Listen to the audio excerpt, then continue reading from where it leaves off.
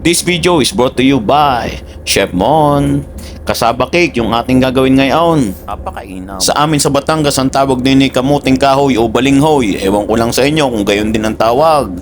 Sa iba naman di kasaba kung sosyalan. Napakainam. Nung pagkalutong arimero ng agad titikim, aray kaibigan kong si Delton. Pogi. Talagang pil na pil yung pagtikim. Napakasarap. Kapag mga tikim ang ganyan, ako hindi papadaig, kaya ako'y nakalantak na rin. Kaya samahan nyo, tayo mag-umpisa na.